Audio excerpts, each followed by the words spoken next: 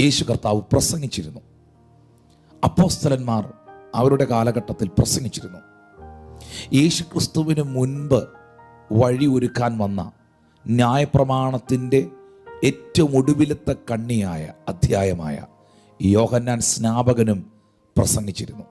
പക്ഷേ അവരുടെ എല്ലാം സബ്ജക്റ്റ്, അവരുടെയൊക്കെ പ്രസംഗ വിഷയം എന്തായിരുന്നു എന്ന് വേദപുസ്തകത്തിൽ നിന്ന് തന്നെ നാം പഠിക്കുകയും ശ്രദ്ധിക്കുകയും ചെയ്യുമ്പോൾ ജോൺ ദി ബാപ്റ്റിസ്റ്റ്, യോഹന്നാൻ സ്നാപകൻ്റെ പ്രസംഗ വിഷയം സർപ്പസന്തതികളെ വരാനിരിക്കുന്നതായ വലിയൊരു ന്യായവിധിയിൽ നിന്ന്, കോപത്തിൽ നിന്ന് രക്ഷപ്പെടുവാൻ, തെറ്റി ഒഴിയുവാൻ നിങ്ങൾ മാനസാന്തരപ്പെടണം എന്നുള്ളതായിരുന്നു സ്നാപക യോഹന്നാൻ്റെ പ്രസംഗ വിഷയങ്ങൾ, അല്ലെങ്കിൽ തൻ്റെ പ്രസംഗം.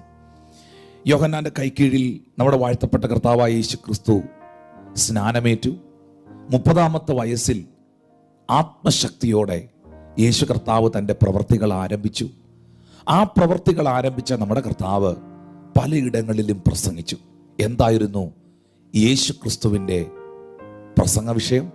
സ്വർഗരാജ്യം സമീപിച്ചിരിക്കയാൽ മാനസാന്തരപ്പെടുവീൻ എന്ന് അവൻ പ്രസംഗിച്ചു തുടങ്ങി, അല്ലേ? അപ്പോൾ യേശു ക്രിസ്തുവിൻ്റെയും സബ്ജക്റ്റ് റിപ്പൻറ്റൻസ് എന്ന സബ്ജക്റ്റ് ആയിരുന്നു, മാനസാന്തരം.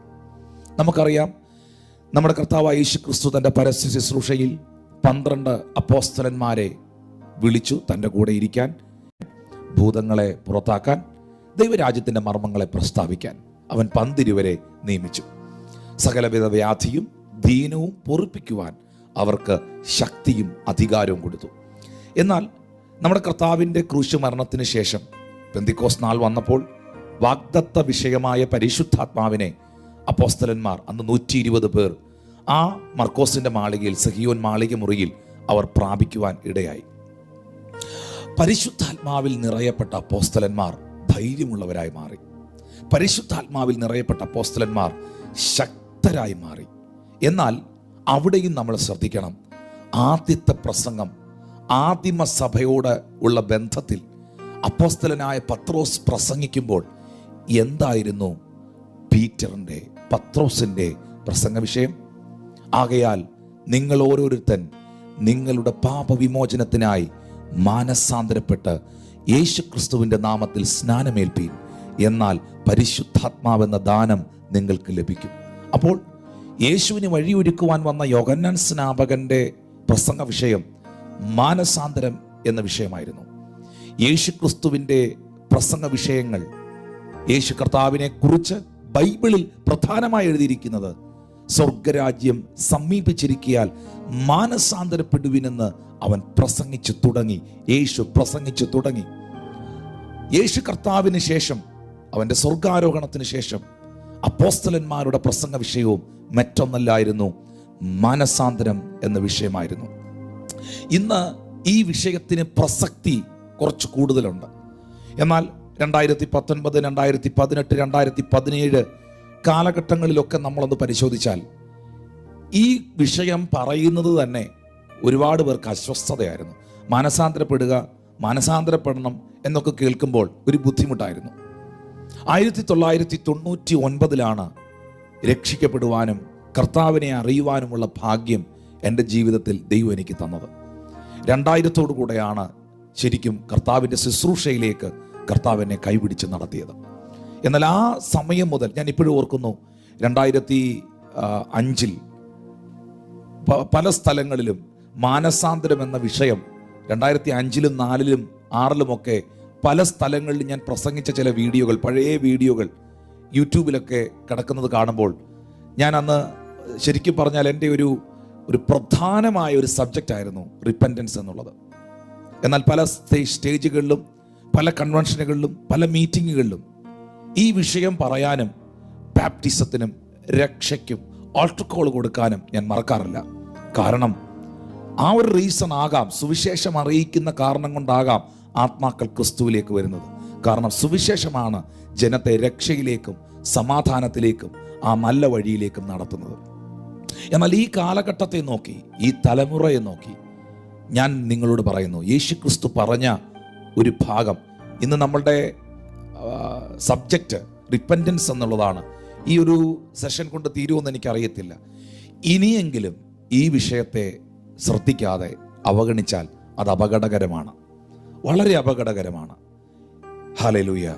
കർത്താവിൻ്റെ വചനത്തിൽ നമ്മൾ കുറിവാക്യം വായിക്കുമല്ല കേട്ടോ. നമുക്ക് അങ്ങനെ ഒരു സംഭവം ഉണ്ടല്ലോ മലയാളികൾക്ക്, കുറിവാക്യം, അതിലോട്ട് വരുന്നതേ ഉള്ളൂ. Praise God. എന്നാൽ കർത്താവ് പറഞ്ഞ ഒരു ഭാഗവും കൂടെ ഞാനൊന്ന് പറയാൻ ആഗ്രഹിക്കുന്നു. ഹല്ലേലൂയ. അല്ലല്ല, നിങ്ങൾ മാനസാന്തരപ്പെടാഞ്ഞാൽ, അത് ലൂക്കോസ് 13:3-5 വാക്യത്തിലാണ് യേശു പറഞ്ഞിരിക്കുന്നത്. നമ്മുടെ ഇന്നത്തെ നമ്മൾ എടുക്കുന്ന അധ്യായം ലൂക്കോസ് 15 പക്ഷേ ലൂക്കോസ് 13:3 കർത്താവ് പറയുന്നു, അല്ലല്ല, മാനസാന്തരപ്പെടാഞ്ഞാൽ നിങ്ങൾ എല്ലാവരും അങ്ങനെ തന്നെ നശിച്ചു പോകുമെന്ന് ഞാൻ നിങ്ങളോട് പറയുന്നു. അപ്പോൾ മാനസാന്തരപ്പെട്ടില്ലെങ്കിൽ എന്നാ കുഴപ്പം? Very simple. മാനസാന്തരപ്പെട്ടില്ലെങ്കിൽ നീ നശിച്ചു പോകും. അതാണ് കർത്താവ് പറഞ്ഞത്. മാനസാന്തരപ്പെട്ടില്ലെങ്കിൽ എന്നാ വരുമെന്നൊന്ന് കാണട്ടെ. ഒന്നും കാണാനില്ല, പിന്നെ അനുഭവിക്കേണ്ടി വരും, നശിച്ചു പോയിരിക്കും. കാരണം ഇത് ടിനു ജോർജ് പാസ്റ്റർ വാക്കല്ല, ഇത് ഏതെങ്കിലും ഉപദേശിമാർ പറഞ്ഞല്ല, സാക്ഷാൽ ദൈവപുത്രനായ യേശുക്രിസ്തു പറഞ്ഞ വാക്കാണ്. മാനസാന്തരപ്പെട്ടില്ലെങ്കിൽ നശിച്ചു പോകാൻ സാധ്യതയുണ്ട്. അതുകൊണ്ടാണ് യോഹന്നാൻ 3:16 ബൈബിൾ പറയുന്നത്, തൻ്റെ ഏകജാതനായ പുത്രനിൽ വിശ്വസിക്കുന്ന ഏവനും നശിച്ചു പോകാതെ നിത്യജീവൻ പ്രാപിക്കേണ്ടതിന് ദൈവം അവനെ നൽകുവാൻ തക്കവണ്ണം ലോകത്തെ സ്നേഹിച്ചു. ലോകമേ, മനുഷ്യരെ, നിങ്ങൾ നശിച്ചു പോകാതിരിക്കാൻ ദൈവപുത്രനായ ക്രിസ്തുവിൽ വിശ്വസിക്കണമെന്നും ആ കർത്താവിൽ ആശ്രയിക്കണമെന്നും യോഹന്നാൻ 3:16 പറയുമ്പോൾ അവിടെയും നശിച്ചു പോകാതെ എന്നൊരു പദമുണ്ട്. ഇത് തന്നെയാണ് ലൂക്കോസ് സുവിശേഷം 13-ാം 3 വാക്യത്തിലും കാണുന്നത്.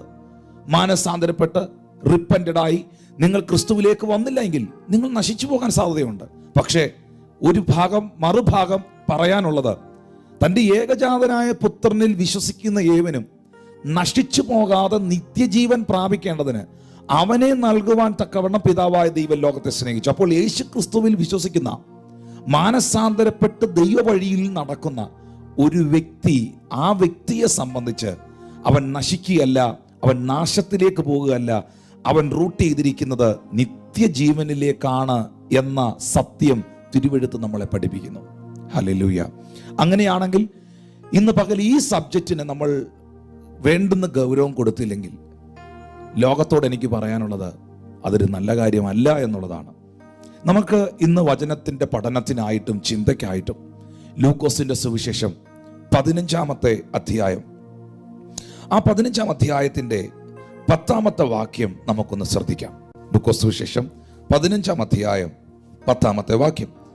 അങ്ങനെ തന്നെ മാനസാന്തരപ്പെടുന്ന ഒരു പാപിയെ കുറിച്ച് ദൈവദൂതന്മാരുടെ മധ്യേ സന്തോഷമുണ്ടാകുമെന്ന് ഞാൻ നിങ്ങളോട് പറയുന്നു. ഈ ലൂക്കോസിന്റെ സുവിശേഷം 15-ാം അധ്യായത്തിന് ഏറെ സവിശേഷതകളുണ്ട്. എന്താണ് അതിൻ്റെ കാരണം എന്ന് വെച്ചാൽ, മത്തായിയുടെ സുവിശേഷത്തിലും മർക്കോസിന്റെ സുവിശേഷത്തിലും യോഹന്നാന്റെ സുവിശേഷത്തിലും പരാമർശിച്ചിട്ടില്ലാത്ത ചില ഉപമകൾ, ചില സത്യങ്ങൾ ഈ ഭാഗത്ത് ലൂക്കോസ് 15-ൽ കാണുന്നു. നമ്മൾ എല്ലാവർക്കും അറിയാവുന്ന, ലോകത്തിൽ ഒരുമാതിരിപ്പെട്ട എല്ലാവർക്കും അറിയാവുന്ന ഒരു സബ്ജക്റ്റാണ് മുടിയനായ പുത്രൻ എന്ന ആ ചെറുപ്പക്കാരൻ്റെ ചരിത്രം. അത് മത്തായി സുവിശേഷത്തിലോ മർക്കോസ് സുവിശേഷത്തിലോ യോഹന്നാൻ സുവിശേഷത്തിലോ ഒന്നും നമുക്ക് കാണാൻ കഴിയുന്നില്ല. ലൂക്കോസ് 15-ൽ മാത്രമേ അത് പരാമർശിച്ചിട്ടുള്ളൂ, അതിൻ്റെ 11 മുതലുള്ള വാക്യങ്ങളിൽ. അപ്പോൾ ഈ ലൂക്കോസ് സുവിശേഷം 15-ാം അധ്യായത്തെ സുവിശേഷങ്ങളുടെ സുവിശേഷം എന്ന് വേദപണ്ഡിതന്മാർ വിശേഷിപ്പിക്കുന്നു. കാരണം റിപ്പൻറ്റൻസ്, മാനസാന്തരം എന്ന വിഷയത്തിന് ഏറെ പ്രാധാന്യത നൽകിയിരിക്കുന്ന ഒരു അധ്യായമാണ് ലൂക്കോസ് 15. ഹല്ലേലൂയ. അതിൻ്റെ ആരംഭം ഇങ്ങനെയാണ്: ചുങ്കക്കാരും പാപികളുമെല്ലാം അവൻ്റെ വചനം കേൾപ്പാൻ അവൻ്റെ അടുക്കൽ വന്നു. അവൻ പാപികളെ കൈക്കൊണ്ട് അവരോടുകൂടെ ഭക്ഷിക്കുന്നു എന്ന് പരീശന്മാരും ശാസ്ത്രിമാരും പറഞ്ഞു പിറുപിറുത്തു. അവരോടവൻ ഈ ഉപമ പറഞ്ഞു: നിങ്ങളിൽ ഒരാൾക്ക് 100 ആട് ഉണ്ട് എന്ന് ഇരിക്കട്ടെ. അതിൽ ഒന്ന് കാണാതെ പോയാൽ 99 മരുഭൂമിയിൽ വിട്ടേച്ച് ആ കാണാതെ പോയതിനെ കണ്ടെത്തും വരെ നോക്കി നടക്കാതിരിക്കുമോ? കണ്ടു കിട്ടിയാൽ സന്തോഷിച്ച് ചുമലിലെടുത്ത് വീട്ടിൽ വന്ന സ്നേഹിതന്മാരെയും അയൽക്കാരെയും വിളിച്ചു കൂട്ടി, കാണാതെ പോയ എൻ്റെ ആടിനെ കണ്ടു കിട്ടിയത് കൊണ്ട് എന്നോടുകൂടെ സന്തോഷിപ്പിനെന്ന് അവരോട് പറയും. 7-ാമത്തെ വാക്യത്തിൽ നമ്മൾ കാണുന്നു, അങ്ങനെ തന്നെ മാനസാന്തരം കൊണ്ട് ആവശ്യമില്ലാത്ത 99 നീതിമാന്മാരെ കുറിച്ചുള്ളതിനേക്കാൾ മാനസാന്തരപ്പെടുന്ന ഒരു പാപിയെ ചൊല്ലി സ്വർഗത്തിൽ അധികം സന്തോഷമുണ്ടാകുമെന്ന് ഞാൻ നിങ്ങളോട് പറയുന്നു. 3 പ്രധാന സംഭവങ്ങൾ, ഉപമകൾ വിശുദ്ധ ബൈബിളിൽ ലൂക്കോസ് സുവിശേഷം 15-ാം അധ്യായത്തിൽ നമ്മുടെ കർത്താവ് പറയുന്നു.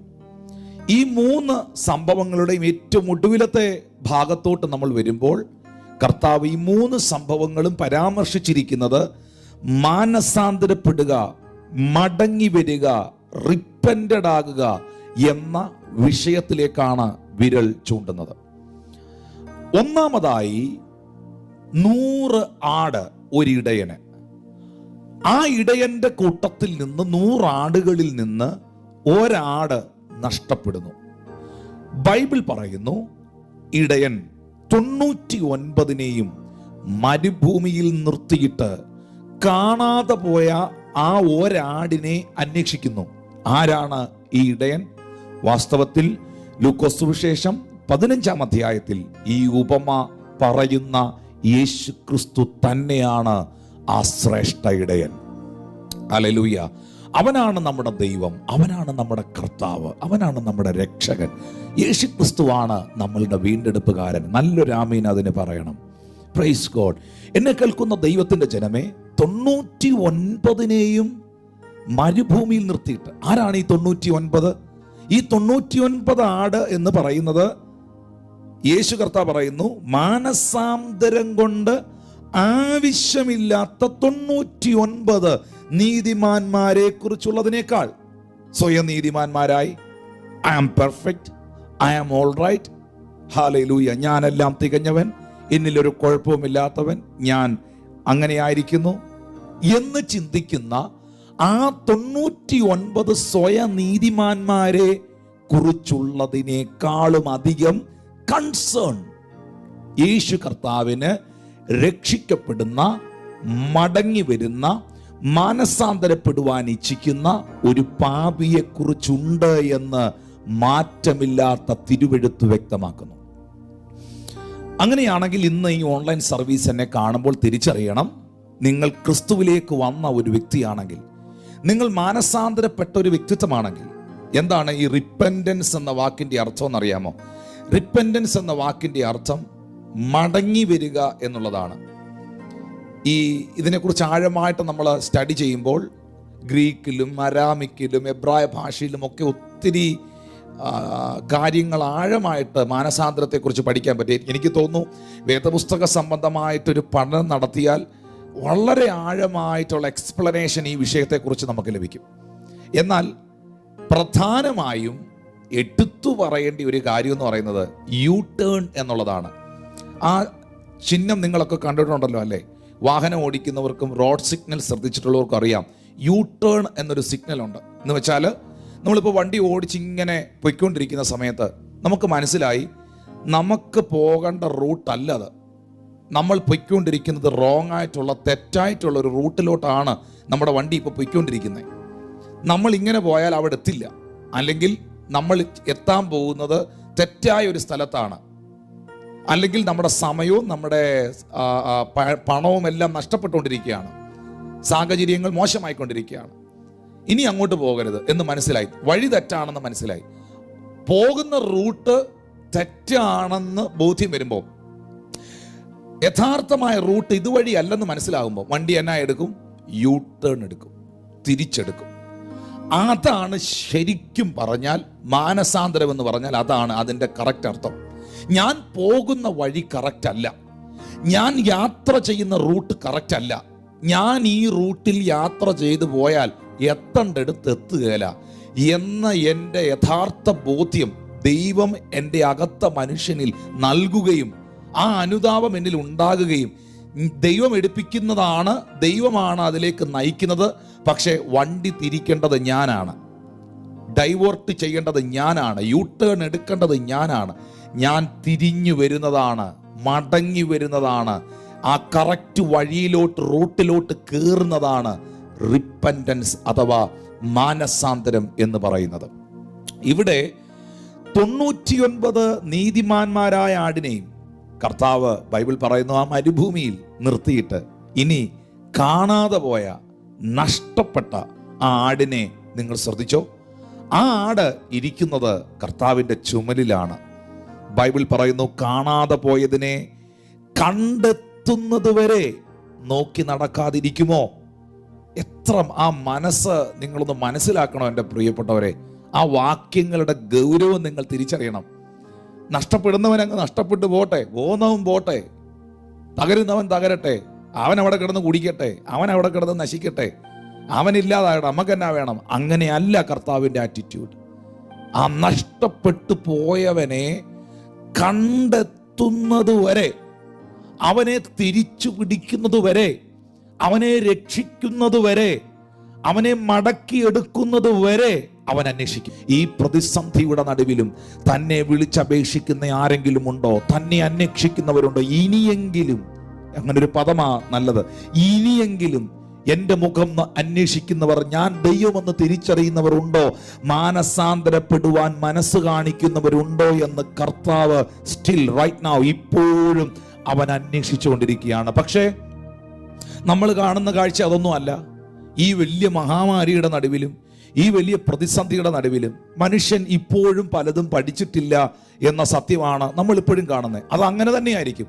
കർത്താവ് ഇവിടുന്ന് വന്നിട്ട് പോയി കഴിഞ്ഞും വിശുദ്ധന്മാരും സഭയും ഇവിടുന്ന് എടുക്കപ്പെട്ട് കഴിഞ്ഞാൽ ഈ ഭൂമി അങ്ങനെ ആയിരിക്കും. ഇതിനേക്കാളും ഇതിൻ്റെ 1000 മടങ്ങ് തകർച്ചയിലായിരിക്കും. പക്ഷേ ഇപ്പൊ പരിശുദ്ധാത്മാവ് ഈ ഭൂമിയിലുള്ള കാലത്ത്, ദൈവം പ്രവർത്തിക്കുന്ന കാലത്ത്, ഈ കൃപായുഗത്തിന്റെ സ്ഥിതി ഇതാണെങ്കിൽ മഹോദ്രവകാലത്തിന്റെ സ്ഥിതി എന്താണെന്ന് പറയേണ്ട കാര്യമൊന്നുമില്ല. അത് ഭയാനകം തന്നെയായിരിക്കും. പക്ഷേ അതിനൊക്കെ മുൻപ് തന്നെ വീണ്ടെടുക്കപ്പെട്ട, രക്തത്താൽ വിശുദ്ധീകരിക്കപ്പെട്ട, ദൈവകൃപയിൽ കടന്നു വന്ന കർത്താവിൻ്റെ മക്കളെ കർത്താവ് കൊണ്ടുപോയിരിക്കും. അത് വിശ്വസിക്കുന്നവർക്കായി ദൈവത്തിന് സ്തോത്രം ചെയ്യുന്നു.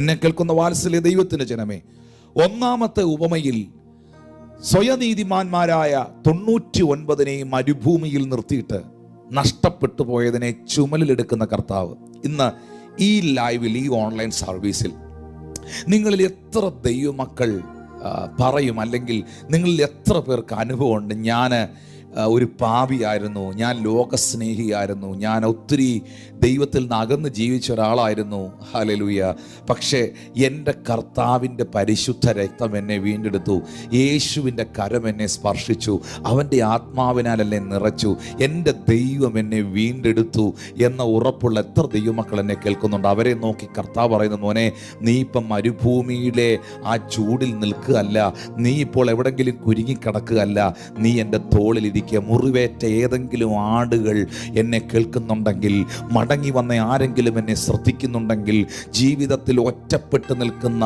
ആരെങ്കിലും എന്നെ കാണുന്നുണ്ടെങ്കിൽ, സഹോദര സഹോദരി, എൻ്റെ കർത്താവ് നിന്നെ ചുമലിലെടുത്തിരിക്കുന്നു, അവൻ്റെ തോളിലിരിക്കുന്നു എന്ന സത്യം തിരിച്ചറിയുക. യോഹന്നാൻ 6:37 പറയുന്നു, പിതാവ് എനിക്ക് തരുന്നതൊക്കെയും എൻ്റെ അടുക്കൽ വരുന്നു, എൻ്റെ അടുക്കൽ വരുന്നവനെ ഞാൻ ഒരു നാളും തള്ളിക്കളയുകയില്ല.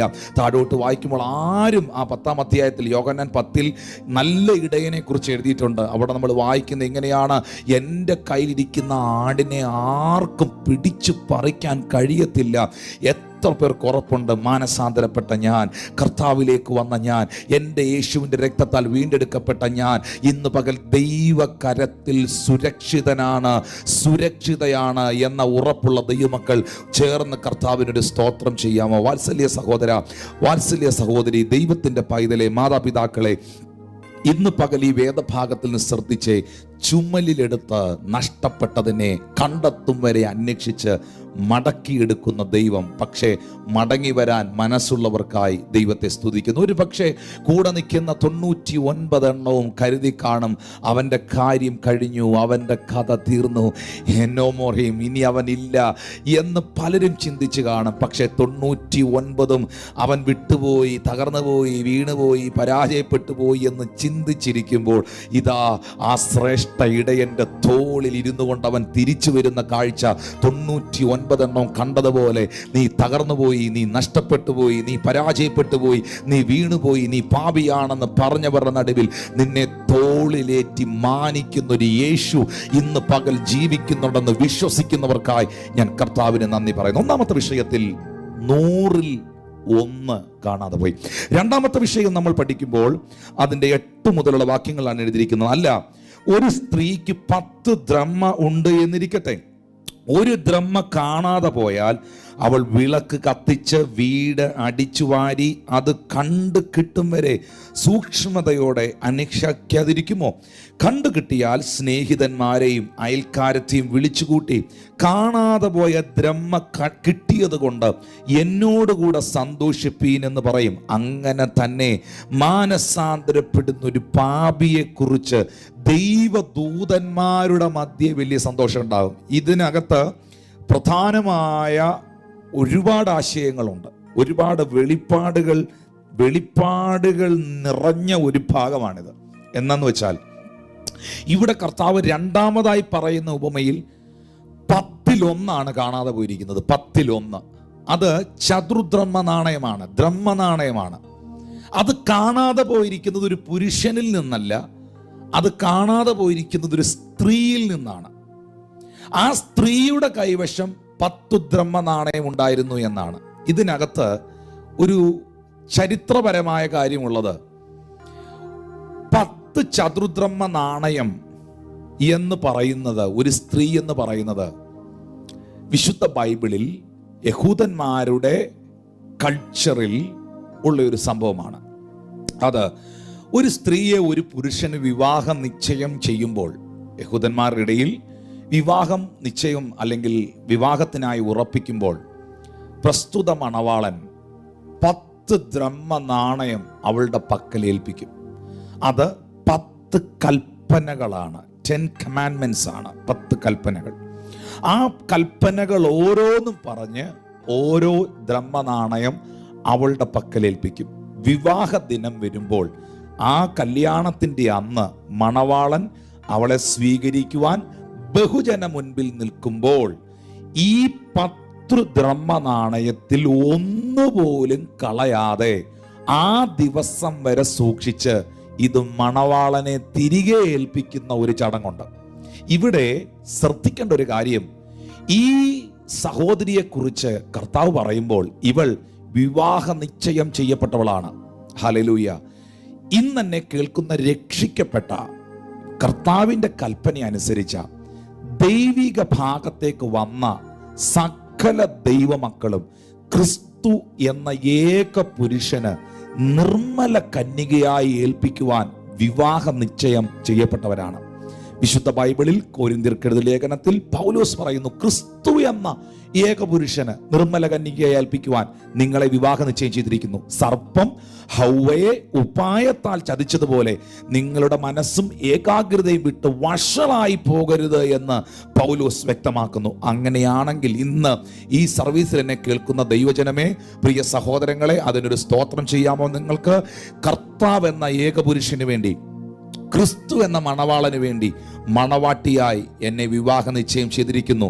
കുഞ്ഞാടിൻ്റെ കല്യാണ നാൾ വരുമ്പോൾ, ആ മഹൽ ദിനം വരുമ്പോൾ, മണവാട്ടിയെ ഇവിടുന്ന് കൊണ്ടുപോകുന്ന ദിനത്തിൽ, ഹല്ലേലൂയ, അതെത്ര സന്തോഷകരമായ അനുഭവമാണ് പ്രിയപ്പെട്ടവരെ. എന്നാൽ ശ്രദ്ധിക്കേണ്ട ഒരു കാര്യം, മണവാളൻ ഏൽപ്പിച്ച കൽപ്പനകൾ, മണവാളൻ ഏൽപ്പിച്ച വചനങ്ങൾ, മണവാളൻ അനുസരിക്കാൻ പറഞ്ഞ കാര്യങ്ങൾ, മണവാളൻ നമ്മുടെ കരങ്ങളിൽ ഏൽപ്പിച്ച ചില കൃപകൾ, നന്മകൾ, തിരുവെഴുത്തുകൾ നമ്മുടെ സ്വഭാവ ദൂഷ്യങ്ങൾ കൊണ്ടും അശ്രദ്ധ കൊണ്ടും അവിശ്വസ്തത കൊണ്ടും നഷ്ടപ്പെടുത്തി കളയരുത്.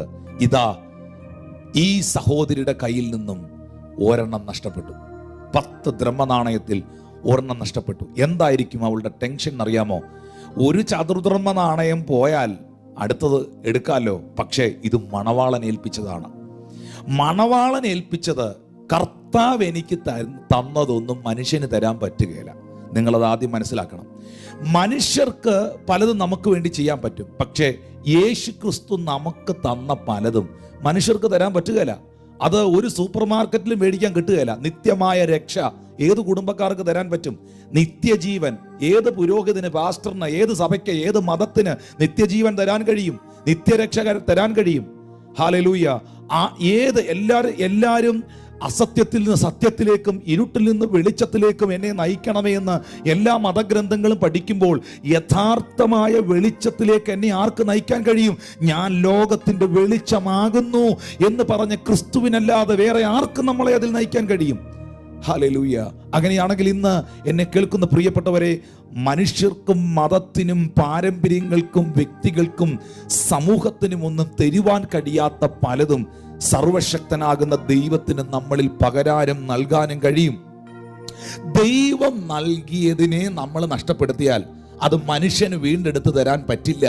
അത് ദൈവത്തിന് മാത്രമേ നിങ്ങളിൽ മടക്കിക്കൊണ്ടുവരാൻ പറ്റുള്ളൂ. പക്ഷേ അതിനകത്ത് നിങ്ങളുടെ ഒരു ശ്രമം ആവശ്യമുണ്ട്. ഈ സഹോദരിയുടെ കയ്യിൽ നിന്ന് ആ ചതുർദ്രഹ്മ നാണയം നഷ്ടപ്പെട്ടപ്പോൾ ഒരു ശ്രമം അവൾ നടത്തി. എന്തിനാണെന്നറിയാവോ?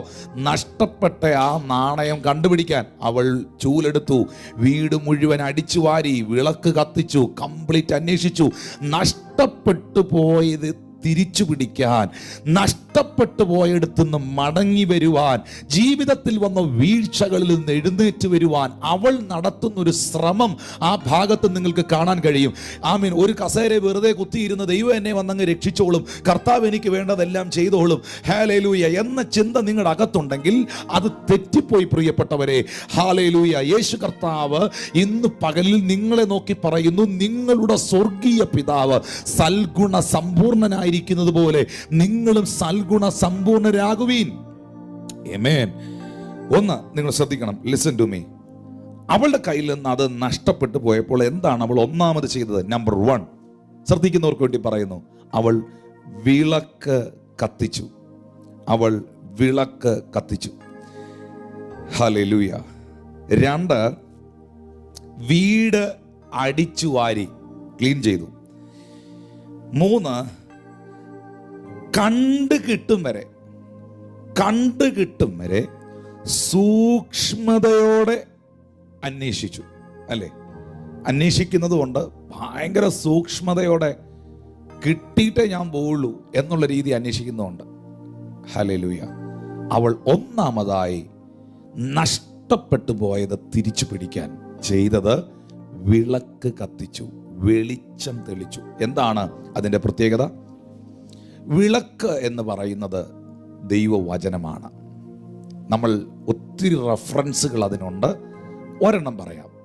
വചനം എൻ്റെ കാലിന് ദീപവും എൻ്റെ പാതയ്ക്ക് പ്രകാശവുമാകുന്നു. അപ്പോൾ ദൈവത്തിൻ്റെ വചനമാണ് ഈ അന്ധകാരം നിറഞ്ഞ ഭൂമിയിൽ തെളിച്ചു വച്ചിരിക്കുന്ന വെളിച്ചം എന്ന് പറയുന്നത്.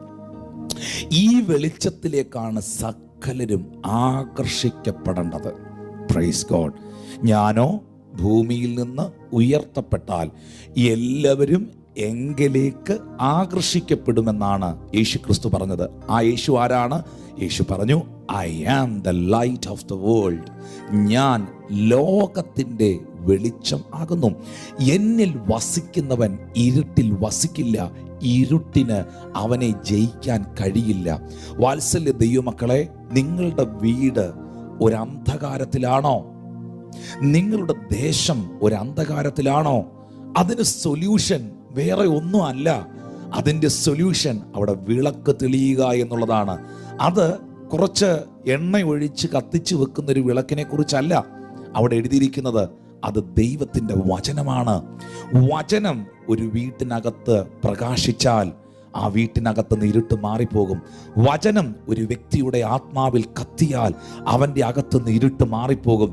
വചനം യഥാർത്ഥമായി ഒരു മനുഷ്യനിൽ വെളിപ്പെട്ടാൽ അവൻ്റെ ജീവിതത്തിലെ കുറവുകൾ അവന് കാണാൻ കഴിയും. അതൊരു ഭയങ്കര ഭാഗമാണ്. കാരണം ഇവൾ വിളക്ക് കത്തിച്ചപ്പോൾ എന്ത് സംഭവിച്ചു? 1, ഇരുട്ട് മാറി. 2, അടിച്ചു വാരണമെങ്കിൽ എന്തുണ്ട്? അഴുക്കുണ്ട്. അഴുക്ക് ഒത്തിരി ഉള്ളത് കൊണ്ടല്ലേ അവൾക്ക് തൂക്കണ്ടി, അടിച്ചു വാരേണ്ടി വന്ന ആ ഭാഗം വായിക്കുമ്പോൾ. അപ്പൊ ദൈവവചനമാകുന്ന വിളക്ക് തെളിയിച്ചാൽ എന്ത് കാണാൻ പറ്റും? അഴുക്ക് കാണാൻ പറ്റും. പലർക്കും അവരവരുടെ കുറവ് കാണാൻ പറ്റാതെ വല്ലവരുടെയും കുറവ് നോക്കി ചൂണ്ടിക്കാണിക്കുന്നത് ഇവരുടെ മുമ്പിൽ ഈ വെളിച്ചം ഇല്ലാത്തത് കൊണ്ടാണ്. ശരിക്കും ഞാൻ പറഞ്ഞാൽ യഥാർത്ഥമായ ഒരു ലൈറ്റിൻ്റെ മുമ്പിൽ നമ്മൾ നിൽക്കുമ്പം, ഞാൻ ചില സമയങ്ങളിലൊക്കെ TV പ്രോഗ്രാമിൻ്റെ ഷൂട്ടിങ്ങിന് വരുമ്പോഴും അല്ലെങ്കിൽ ഇതുപോലത്തെ ലൈവ് സർവീസിന് വരുമ്പോഴും ഒക്കെ ഈ മീഡിയയിലെ കുഞ്ഞുങ്ങൾ പറയും, പാസ്റ്ററെ ആ ഷർട്ടിൽ ഒരു ചെറിയൊരു ഡോട്ടുണ്ട്, ദാണ്ട പാസ്റ്ററെ അത് അവിടെ ചുളുങ്ങിയിരിക്കുക. കാരണം ഞാനത് വീട്ടിൽ നിന്ന് ഇട്ടുകൊണ്ട് വന്നപ്പോൾ ഞാനത് കണ്ടില്ല. നല്ല വെട്ടത്തിൻ്റെ മുമ്പിൽ, വെളിച്ചത്തിൻ്റെ മുമ്പിൽ വന്നപ്പോഴാണ് അത് പ്രൊജക്റ്റഡ് ആയത്. ഇതുപോലെ തന്നെ ഞാൻ നല്ല പുള്ളിയാ എന്ന് പറഞ്ഞിരിക്കുന്ന പലരും ആ തേജസ്സിൻ്റെ മുൻപിൽ, ആ വെളിച്ചത്തിൻ്റെ മുമ്പിൽ വന്ന് നിൽക്കുമ്പം ഒരുപാട് അഴുക്കുകൾ കാണാൻ പറ്റും, ഒരുപാട് ഡോട്ടുകൾ കാണാൻ പറ്റും. എന്നെ കേൾക്കുന്നവരെ, അത് ഇന്ന് നമുക്ക് കാണാൻ പറ്റാതിരിക്കുന്നതിൻ്റെ കാരണം നമ്മൾ ആ വെളിച്ചത്തിലൊന്നും അല്ലാത്തതുകൊണ്ടാണ്. ഒന്ന് കർത്താവിൻ്റെ സന്നിധിയിലേക്ക് വന്നേ. യെശയ്യാവ് എന്ന പ്രവാചകൻ എന്താ പറഞ്ഞേ? യെശയ്യാവ് എന്ന പ്രവാചകൻ ഇസ്രായേലിനെ കുറിച്ച് അതിശക്തമായി പ്രവചിച്ച പ്രവാചകനല്ലേ? അതിശക്തമായി പ്രവചിച്ച, ഇസ്രായേലെ നിനക്ക് അയ്യോ കഷ്ടം, കാള തൻ്റെ ഉടയവനെയും കഴുത തൻ്റെ യജമാനനെ അറിയുന്നു, എൻ്റെ ജനമോ എന്നെ അറിയുന്നില്ലെന്നൊക്കെ ശക്തമായി പ്രവചിച്ച, പരസ്യമായി ജനത്തെ അവഹേളിച്ച, കീറി മുറിച്ച മനുഷ്യനാണ് യെശയ്യാവ്. ഐ ആം പെർഫെക്റ്റ് പേഴ്സൺ എന്നുള്ള നിലയിൽ. പക്ഷേ 6-ാം അധ്യായത്തിലോട്ട് വരുമ്പോൾ ഉസിയ രാജാവ് മരിച്ച ആണ്ടിൽ കർത്താവ് ഉയർന്നും പൊങ്ങി ഇരിക്കുന്ന സിംഹാസനത്തിൽ ഇരിക്കുന്നത്, ആ ലൈറ്റ്, ആ വെളിച്ചമാകുന്ന ദൈവത്തെ ആര് കണ്ടു? യെശയ്യാവ് കണ്ടു. ആ കർത്താവിനെ കണ്ടപ്പോൾ, ആ ഹെവൻ കണ്ടപ്പോൾ, സ്വർഗം കണ്ടപ്പോൾ പുള്ളിക്ക് മനസ്സിലായി, is not perfect, I am not perfect. അന്നേരമാണ് യെശയ്യാവ് വിളിച്ചു പറഞ്ഞത്, അയ്യോ ഞാൻ അരിഷ്ട മനുഷ്യൻ, ശുദ്ധിയില്ലാത്ത അധരമുള്ള മനുഷ്യൻ, ശുദ്ധിയില്ലാത്ത ജനങ്ങളുടെ ഇടയിൽ വസിക്കുന്ന മനുഷ്യൻ. അതിനകത്തൊരു ആത്മീയ മർമ്മമുണ്ട് കേട്ടോ. ഞാൻ ശുദ്ധിയില്ലാത്ത അധരങ്ങളുള്ളവനായി മാറിയതിൻ്റെ കാരണം ശുദ്ധിയില്ലാത്ത അധരങ്ങളുള്ള ആൾക്കാരുടെ ഇടയിൽ താമസിക്കുന്നത് കൊണ്ടാണെന്നാണ് യെശയ്യാവ് പറയുന്നത്. അപ്പോൾ ശുദ്ധിയില്ലാത്തവരുടെ ഇടയിൽ ജീവിച്ച് ശുദ്ധിയില്ലാത്ത അധരമുള്ളവനായി തീർന്നു. ഇതൊരു നാച്ചുറൽ കാര്യമാണ്. വലിയ വെളിപ്പാടൊന്നും അതിനകത്ത് പറയേണ്ട കാര്യമൊന്നുമില്ല. പരിഹാസിയുടെ കൂടെ ഇരുന്നാൽ നീയും പരിഹാസിയായിരിക്കും, നിന്റെ മക്കളും അതായിരിക്കും, ഉറപ്പായിട്ടും ആയിരിക്കും. അപ്പനും അമ്മയും പരിഹാസിയാണോ? മക്കളും അതുപോലെ ആൾക്കാരെ പരിഹസിക്കുന്ന കാണാം. Praise God. നല്ല അപ്പനും അമ്മയ്ക്കും ജനിച്ചതാണോ, നല്ല കുടുംബത്തിലുള്ളതാണോ, നീ അതിൻ്റെ സ്വഭാവം കാണിച്ചിരിക്കും, ഉറപ്പായിട്ടും കാണിച്ചിരിക്കും. ആരുമായിട്ടാണോ നീ അസോസിയേറ്റ് ചെയ്യുന്നത് അത് നിന്നിൽ വെളിപ്പെട്ടിരിക്കും. അതോ ഒരു മാറ്റമില്ല. മുല്ല പൂമ്പൊടി ഏറ്റുകിടക്കും, കല്ലിനും ഉണ്ടാകും സൗരഭ്യം എന്നാ കവിവര്യന്മാർ പറഞ്ഞിരിക്കുന്നത്. ഇനിയിപ്പോൾ അതിനേക്കാൾ കൂടുതലൊരു ഉദാഹരണം പറയാനില്ല. ശുദ്ധിയില്ലാത്ത അധരങ്ങളുള്ള ജനത്തിൻ്റെ ഇടയിൽ വസിക്കുന്ന ഞാനും ഇതാ ശുദ്ധിയില്ലാത്ത അധരമുള്ളവനായി തീർന്നിരിക്കുന്നു എന്നാ യെശയ്യാവ് പറഞ്ഞത്. അപ്പൊ എന്നാ ദൈവം ചെയ്തേ? അവൻ്റെ അഴുക്കിനെ അവൻ കണ്ടപ്പോൾ, അവൻ്റെ കുറവിനെ അവൻ കണ്ടപ്പോൾ, അവൻ്റെ ജീവിതത്തിൻ്റെ വീഴ്ചകളെ അവൻ കണ്ടപ്പോൾ, ബൈബിൾ പറയുന്നു, സ്വർഗത്തിലെ ദൈവം ഒരു ദൂതനെ ഒരു കുടിലുമായിട്ട്, ഒരു തീക്കനലുമായിട്ട് വന്നിട്ട് എവിടെ തൊട്ടു? തലയിലല്ല, കയ്യിലല്ല, അവൻ്റെ അധരത്തെ തൊട്ടു. Thank you Lord Jesus. ശരിക്കും പറഞ്ഞാൽ യഥാർത്ഥ മാനസാന്തരം ആദ്യം വെളിപ്പെടേണ്ടത് നിന്റെ നാക്കിലാണ്. യഥാർത്ഥ റിപ്പൻറ്റൻസ് ആദ്യം ഉണ്ടാകേണ്ടത് ആ നാക്കിനകത്താണ്. അതുകൊണ്ടാണ് ദൂതൻ കുടില് കൊണ്ടുവന്ന് തലയെ തൊടാതെ കാലെ തൊടാതെ അവൻ്റെ നാക്കെ തൊട്ടത്. Praise God. എന്നെ കേൾക്കുന്ന വാത്സല്യ ദൈവത്തിൻ്റെ ജനമേ, ഈ ഭാഗം നിങ്ങൾ ശ്രദ്ധിക്കണം, വളരെ ഇമ്പോർട്ടൻ്റ് ആണ്. ആ സഹോദരിയുടെ ലൈഫിൽ നഷ്ടപ്പെട്ടതിനെ അവൾക്ക് തിരിച്ചു കിട്ടുവാൻ, മണവാളൻ വരുമ്പോൾ കൈവിടപ്പെട്ടു പോകാതിരിക്കുവാൻ, 1 അവൾ വിളക്ക് കത്തിച്ചു. 2 അഴുക്ക് കണ്ടപ്പം ഗ്ലോറി, രക്തത്താൽ ജയം, സ്തോത്രം എന്ന് പറഞ്ഞിരുന്നില്ല. അഴുക്ക് കണ്ടപ്പോൾ അത് ക്ലീൻ ചെയ്യാൻ, വൃത്തിയാക്കാൻ, അടിച്ചു വാരാൻ, അതവിടെ ഇരിക്കട്ടെ എന്നല്ല ചിന്തിച്ചത്. എടുത്ത് കളയേണ്ടത് എടുത്ത് കളയാൻ, മാറ്റേണ്ടത് മാറ്റാൻ, ഉപേക്ഷിക്കേണ്ടത് ഉപേക്ഷിക്കാൻ അവൾ തീരുമാനിച്ചു. അതാണ് മാനസാന്തരം. Praise God.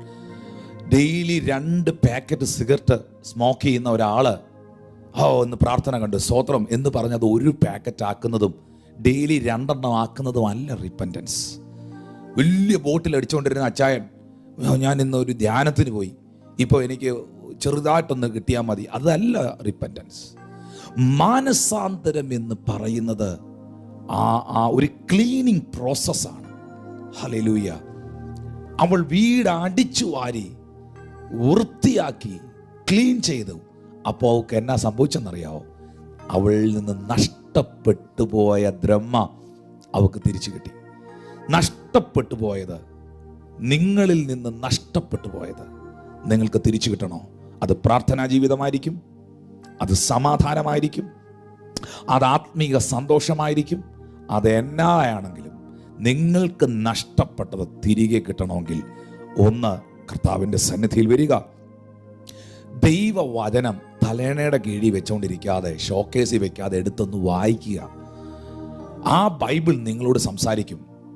ഈ ലോകത്തിൽ ഒരുപാട് ഗ്രന്ഥങ്ങളുണ്ടെങ്കിലും തുറന്നു പിടിച്ച് വായിച്ചാൽ നിന്നെ വിവേചിക്കുന്ന, നിന്നെ കാണിച്ചു തരുന്നൊരു പുസ്തകം ഉണ്ടെങ്കിൽ അത് ദൈവത്തിൻ്റെ വചനമാണ്.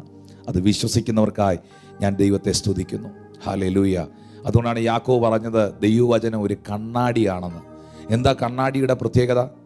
പൗലോസും അത് പറഞ്ഞിട്ടുണ്ട്. യാക്കോബ് മാത്രമല്ല, പൗലോസ് തന്നെ പറഞ്ഞു, ഇപ്പോൾ നാം അവനെ കണ്ണാടിയിൽ കടമൊഴിയായി കാണുന്നു. എന്ന് വെച്ചാൽ ഇപ്പോൾ ദൈവവചനമാകുന്ന കണ്ണാടിയിൽ നാം യേശുവിനെ കാണുന്നു, അപ്പോഴോ നാം അവനെ മുഖാമുഖമായി കാണും. ഇപ്പോൾ യാക്കോബിൻ്റെ ലേഖനത്തിൽ യാക്കോബ് പറയുന്നുണ്ട്, ദൈവത്തിൻ്റെ വചനം കേട്ടിട്ട് അനുസരിക്കാത്തൊരു മനുഷ്യൻ തൻ്റെ സ്വാഭാവിക മുഖം കണ്ണാടി നോക്കിയിട്ട് പെട്ടെന്ന് മറന്നു പോകുന്ന മനുഷ്യനോട് തുല്യനാണെന്ന് യാക്കോബ് പറയുന്നുണ്ട്. പൗലോസ് പറയുന്നുണ്ട്, ഇപ്പോൾ നാം അവനെ കണ്ണാടിയിൽ കടമൊഴിയായി കാണുന്നു, അപ്പോഴോ നാം അവനെ മുഖാമുഖമായി കാണും. ഇപ്പോൾ നാം ക്രിസ്തുവിനെ ഈ വചനമാകുന്ന കണ്ണാടിയിലൂടെയാണ് കാണുന്നത്.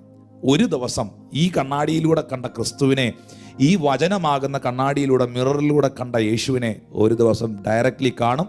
ഞാൻ പൂർണ്ണമായി വിശ്വസിക്കുന്നു അത് അതിവേഗം സംഭവിക്കും. Praise God. എന്നാൽ വചനത്തെ കണ്ണാടിയോടുകൂടെ കമ്പയർ ചെയ്യുന്ന കണ്ണാടിയുടെ ഏറ്റവും വലിയ പ്രത്യേകത എന്ന് പറഞ്ഞാൽ, എന്തിനാ മനുഷ്യൻ കണ്ണാടിയെ നോക്കുന്നത്? കണ്ണാടിയെ നോക്കുന്നത്, പണ്ടൊരിക്കൽ ഞാൻ ഈ ചോദ്യം ഒരു കായംകുളത്ത് ഒരു മീറ്റിംഗ് നടന്നുകൊണ്ടിരുന്നപ്പം ഒരു ബൈബിൾ ക്ലാസ്സിൽ പരസ്യമായിട്ട് ചോദിച്ചപ്പം ഒരപ്പച്ചൻ ചാടി എഴുന്നേറ്റ് പറഞ്ഞു, ബ്രദറെ, കണ്ണാടിയെ നോക്കുന്നത് ഇവരൊക്കെ സൗന്ദര്യം വർദ്ധിപ്പിക്കാനാണ്. ഞാൻ ഉറപ്പായിട്ട് പറയുന്നത്, കണ്ണാടിയെ നോക്കിയത് കൊണ്ട് ഒരിക്കലും നിങ്ങളുടെ സൗന്ദര്യം വർദ്ധിക്കുകയില്ല. നിങ്ങൾക്ക് എന്തെങ്കിലുമൊക്കെ ചെയ്ത് വർദ്ധിപ്പിക്കാൻ പറ്റുമായിരിക്കും, പക്ഷേ കണ്ണാടിയെ നോക്കുന്നത് കൊണ്ട് ഒരിക്കലും നിങ്ങളുടെ സൗന്ദര്യം വർദ്ധിക്കുകയില്ല. നിങ്ങളുടെ ലൈഫിൽ ഉള്ള കാര്യം മാത്രമേ കണ്ണാടി കാണിച്ചു തരത്തുള്ളൂ. കണ്ണാടി നോക്കിയാൽ നിങ്ങളുടെ അഴുക്ക് കാണാൻ പറ്റും. നിങ്ങൾക്ക് എന്തെങ്കിലും ക്ലിയർ ചെയ്യണമെങ്കിൽ, നിങ്ങൾ ധരിച്ചിരിക്കുന്ന വസ്ത്രത്തിലോ നിങ്ങളുടെ മുഖത്തിലോ നിങ്ങളുടെ മുടിയിലോ എന്തെങ്കിലുമൊക്കെ ക്ലിയർ ചെയ്യണമെങ്കിൽ കണ്ണാടി നിങ്ങൾക്ക് അത് കാണിച്ചു തരും. അത് ക്ലിയർ ചെയ്യാൻ പറയും. Praise God. അത് തന്നെയാണ് വചനവും. വചനത്തിൻ്റെ പ്രത്യേകത, അതെടുത്ത് വായിച്ചാൽ ലൈഫിൽ എന്തെങ്കിലുമൊക്കെ ക്ലിയർ ചെയ്യാനുണ്ടെങ്കിൽ, മാറ്റം വരുത്താനുണ്ടെങ്കിൽ ബൈബിൾ നമ്മളെ കാണിച്ചു തരും. മാറ്റം വരുത്തേണ്ടത് എന്നാണ്, എവിടെയൊക്കെയാണെന്ന്, എങ്ങനെയൊക്കെയാണെന്ന് അത് നമുക്ക് കാണിച്ചു തരും. Praise God. പക്ഷേ യാക്കോബ് പറയുന്നുണ്ട്, സാധാരണ നിലയിൽ സംഭവിക്കുന്ന വെച്ചാൽ ഒരു മനുഷ്യൻ തൻ്റെ മുഖം കണ്ണാടിയിലോട്ട് നോക്കി വെച്ച് പെട്ടെന്ന് അവൻ എന്ത് ചെയ്യുന്നു?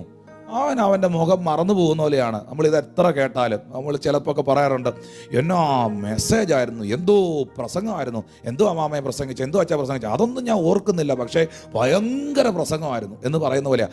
ഇത് കേൾക്കുന്നുണ്ട്, ഇത് വായിക്കുന്നുണ്ട്, പക്ഷേ പെട്ടെന്ന് കണ്ണാടി നോക്കുന്ന മനുഷ്യൻ അത് മറന്നു പോകുന്നത് പോലെയാണ് പലരും. പക്ഷെ അങ്ങനെയല്ല കർത്താവിൻ്റെ വചനം. വചനം എന്ന് പറയുന്നത് അത് കേൾക്കുന്നവരുടെ പ്രത്യേകമായ ശ്രദ്ധയ്ക്ക്, അത് വായിക്കുന്നവരുടെ പ്രത്യേകമായ ശ്രദ്ധയ്ക്ക്, അത് നിങ്ങളെ കാണിച്ചു തരുന്നു. നമ്മൾ ബൈബിളിൽ നോക്കുന്നത്, നമ്മൾ വാക്യം തപ്പുക, വാട്സാപ്പിൽ അവന് വല്ലതും അയച്ചു കൊടുക്കാനുണ്ടോ എന്ന്, പുള്ളി പറഞ്ഞതിന് എന്തെങ്കിലും സാധനം അയച്ചു കൊടുക്കാനുണ്ടോ എന്ന് നമ്മൾ വാട്സാപ്പ് ബൈബിൾ തപ്പുക. ഇങ്ങോട്ട് പറഞ്ഞപ്പോൾ നമുക്ക് അങ്ങോട്ടൊന്ന് പറയാൻ ഒരു വാക്യം ഇട്ട് കൊടുത്തേക്കാം. അപ്പം ശരിക്കും പറഞ്ഞാൽ അവനോട് എന്തോ പറയാനുള്ള സംഭവമായിട്ട് വചനം അന്വേഷിക്കുക. അങ്ങനല്ല പ്രിയപ്പെട്ടവരെ. ബൈബിൾ വായിക്കുന്ന വ്യക്തിയെ ബൈബിള് വായിക്കുന്നുണ്ട്. മനസ്സിലായില്ലല്ലേ? ഒന്നുകൂടെ പറയാം. ബൈബിൾ വായിക്കുന്ന ഒരാളിനെ ബൈബിള് തിരിച്ചു വായിക്കുന്നുണ്ട്. ഹല്ലേലൂയ. നിന്നെ വിവേചിക്കുന്നുണ്ട്. നിങ്ങളോട് പറയാനുള്ള കാര്യം വേദപുസ്തകം പറയുന്നു. ആ വിളക്ക്, ദൈവവചനമാകുന്ന ആ വിളക്ക് ശരിക്കും കത്തുമ്പോഴാണ് അഴുക്ക് കാണുന്നത്. അത് കണ്ടുകൊണ്ടിരിക്കുകയല്ല വേണ്ടത്. എവിടെങ്കിലും ഈ ദിവസങ്ങളിൽ, പ്രത്യേകിച്ച് ഈ ഒരു ലോക്ക്ഡൗൺ ടൈമിലൊക്കെ കർത്താവ് ഒത്തിരി സമയം നമുക്ക് തന്നിരിക്കുക. ഈ സമയം അത് ശരിക്കും പ്രയോജനപ്പെടുത്താത്ത ആരെങ്കിലും എന്നെ കേൾക്കുന്നുണ്ടെങ്കിൽ പ്രിയപ്പെട്ടവരെ, അത് കുറച്ച് നാളൂടെ കഴിയുമ്പോൾ അത് വലിയ നഷ്ടമായി പോയി എന്ന് നിങ്ങൾക്ക് തോന്നി. ഇപ്പം വലിയ കഷ്ടമാണ് എന്ന് ചിന്തിക്കുന്നവർ ശ്രദ്ധയ്ക്ക്, ഇപ്പോൾ ഈ സാഹചര്യത്തിൽ ദൈവവചനം വായിക്കാതെയും പ്രാർത്ഥിക്കാതെയും പ്രിപ്പയർഡ് ആകാതെയും ഉപവസിക്കാതെയും എന്തെങ്കിലുമൊക്കെ കർത്താവിൻ്റെ രാജ്യത്തിന് വേണ്ടിയൊക്കെ ചെയ്യാതെയൊക്കെ ഇരിക്കുന്നവർക്ക് കുറച്ച് നാൾ കഴിഞ്ഞ് ഇതെല്ലാം മാറി കർത്താവ് നല്ലൊരു കാലം കൊണ്ടുവരുന്നെങ്കിൽ അത് തരുമ്പോൾ, അയ്യോ അന്ന് ശരിക്കും എന്നാ ടൈം എനിക്ക് കിട്ടിയതാ, എത്രയോ സമയം എനിക്ക് വെറുതെ കിട്ടി. ഹല്ലേലൂയ. ഞാൻ പലതും വീഡിയോയും കണ്ട്, ഫേക്ക് തിങ്സും കണ്ട്, വാട്സാപ്പും കണ്ട്, കോമഡിയും കണ്ട് എൻ്റെ സമയം ഞാൻ വെറുതെ കളഞ്ഞു എന്ന് ഈ കഷ്ടതയുടെ നടുവിൽ ഈ സമയത്തെ നഷ്ടമാക്കി കളയാതെ ഇതിനെ പ്രയോജനപ്പെടുത്തുവാൻ നിങ്ങൾ ശരിക്കും ഈ സമയത്തെ ഉപയോഗിക്കണം. ഞാനത് വീണ്ടും നിങ്ങളോട് അറിയിക്കുക പ്രിയപ്പെട്ടവരെ. കർത്താവിൻ്റെ മാറ്റമില്ലാത്ത വചനം നമ്മളോട് വ്യക്തമായി പറയുന്നവൾ വീട് അടിച്ചു വാരി വൃത്തിയാക്കിയപ്പോൾ കാണാതെ പോയ ദ്രഹ്മ, അവിടെ എഴുതിയിരിക്കുന്നുണ്ട്, കാണാതെ പോയ ദ്രഹ്മ കണ്ടുകിട്ടിയപ്പോൾ എന്ത് ചെയ്തു? സ്നേഹിതന്മാരെയും അയൽക്കാരെയും വിളിച്ചുകൂട്ടി. ഇതൊരു പ്രത്യേകതയാണ്, വിളിച്ചു കൂട്ടാതിരിക്കാൻ പറ്റുകയില്ല. എന്നെ വിടുവിച്ച കർത്താവിനെ, എന്നെ മടക്കിയെടുത്ത യേശുവിനെ, എന്നെ തിരിച്ചു പിടിച്ച ദൈവത്തെ, എന്നെ വീണ്ടെടുത്ത കർത്താവിനെ എനിക്ക് പറയാതിരിക്കാൻ പറ്റുകയില്ല. എനിക്ക് ദ്രഹ്മ കിട്ടി, സ്തോത്രം, രക്തത്താൽ ചെയ്യും, പോക്കറ്റിട്ടുകൊണ്ട് ഞാൻ അങ്ങ് പോവുകയല്ല. എനിക്ക് അയൽക്കാരോട് ഇത് പറയാതിരിക്കാൻ ഒക്കുകയില്ല. എനിക്ക് സ്നേഹിതരോട് ഇത് പറയാതിരിക്കാൻ ഒക്കുകയില്ല. ഇന്ന് പകലിൽ എത്ര പേര് പറയും, എന്നെ വിടുവിച്ച യേശുവിനെ കുറിച്ച്, എന്നെ രക്ഷിച്ച കർത്താവിനെ കുറിച്ച്, എന്നെ വീണ്ടെടുത്ത യേശു കർത്താവിനെ കുറിച്ച് എനിക്ക് പറയാതിരിക്കാൻ പറ്റുകയില്ല. വിളക്ക് കത്തിച്ച് എനിക്ക് പറയിൻ കീഴിൽ വെക്കാൻ പറ്റത്തില്ല. വിളക്ക് കത്തിച്ചത് തണ്ടിൻ്റെ മേൽ വെക്കാനാണ്. അങ്ങനെയാണെങ്കിൽ ഈ വെളിച്ചത്തെ ലോകത്തിന് കൊടുക്കാൻ ദൈവം നിങ്ങളെ വിളിച്ചിരിക്കുന്നു എന്ന ബോധ്യമുള്ളവർ അതിനൊരു നല്ല ആമീൻ പറഞ്ഞേ പ്രിയപ്പെട്ടവരെ. എന്നെ കേൾക്കുന്ന സഹോദരങ്ങളെ, ആ കാണാതെ പോയ ദ്രഹ്മ കണ്ടു കിട്ടിയത് കൊണ്ട് എന്നോടുകൂടെ സന്തോഷിപ്പിൻ. അപ്പോൾ നഷ്ടപ്പെട്ട ജീവിതത്തിൽ നിന്ന് മടങ്ങി വന്ന വ്യക്തിക്ക് എന്തുണ്ടാകും? സന്തോഷം ഉണ്ടാകും. ആ സന്തോഷം നിങ്ങൾക്കുണ്ടോ? ഇല്ലെങ്കിൽ ഇപ്പോഴും നഷ്ടപ്പെട്ട് കിടക്കുകയാണെന്നാണ് അതിൻ്റെ അർത്ഥം. നഷ്ടപ്പെട്ട വ്യക്തി മടങ്ങി വന്നിട്ടുണ്ടെങ്കിൽ, റിപ്പൻറ്റഡ് ആയ ഒരാൾക്ക്, യഥാർത്ഥമായി മാനസാന്തരപ്പെട്ട ഒരാൾക്ക്, യഥാർത്ഥമായി കർത്താവിലേക്ക് മടങ്ങി വന്നൊരു വ്യക്തിക്ക്, ഓ താങ്ക് യു ജീസസ്, ഭയങ്കര സന്തോഷം ഉണ്ടാകും. ഹല്ലേലൂയ. നോക്കിയേ, അവൻ സ്നേഹിതരെയും അയൽക്കാരെയും എല്ലാം വിളിച്ചു കൂട്ടി എന്നോടുകൂടെ സന്തോഷിപ്പിൻ എന്ന് പറയും. അങ്ങനെ തന്നെ മാനസാന്തരപ്പെടുന്ന ഒരു പാപിയെക്കുറിച്ച് ദൈവദൂതന്മാരുടെ മധ്യേ സന്തോഷം ഉണ്ടാകും. അപ്പം ആ വ്യക്തി മടങ്ങി വന്നപ്പം സ്വർഗത്തിൽ എന്ത് നടന്നു? സ്വർഗം ഭയങ്കര ഹാപ്പിയായി, സന്തോഷമായി. ദൈവത്തെ സന്തോഷിപ്പിക്കണോ? ഒരു ചോദ്യമാണ്. ദൈവത്തെ സന്തോഷിപ്പിക്കുവാൻ, ദൈവത്തിൻ്റെ മുഖം തെളിയുവാൻ, അല്ലെങ്കിൽ കർത്താവ് ഹാപ്പി ആയിരിക്കാൻ, നമ്മുടെ സന്തോഷം അന്വേഷിക്കുന്ന ദൈവവും സ്വർഗവും റിജോയ്സ് ചെയ്യുവാൻ, ആനന്ദിക്കുവാൻ എന്നാ വഴി? നമുക്ക് കുറച്ച് കർമ്മങ്ങൾ ചെയ്യണോ? No way. കർമ്മങ്ങളിലും ആചാരങ്ങളിലും ഒന്നും അവൻ പ്രസാദിക്കുന്നില്ല. മനുഷ്യൻ്റെ നീതി പ്രവൃത്തികളൊക്കെ അവൻ്റെ മുമ്പിൽ കറ പോരേണ്ട തുണി പോലെയാണെന്നാ. എന്നാ ചെയ്ത് ദൈവത്തെ പ്രസാദിപ്പിക്കാനാ? എന്നാ അതിന് സൊല്യൂഷൻ? ഒരു വഴിയില്ല. ദൈവം സന്തോഷിക്കുവാൻ, സ്വർഗം സന്തോഷിക്കുവാൻ, ദൂതന്മാർ സന്തോഷിക്കുവാൻ ഒരേ ഒരു വഴി, ഒരു പാപി മാനസാന്തരപ്പെടണം. ഒരു പാപി മാനസാന്തരപ്പെടുമ്പോൾ ദൂതന്മാരുടെ മധ്യേ ഹെവനിൽ ഭയങ്കര സന്തോഷം ഉണ്ടാകും.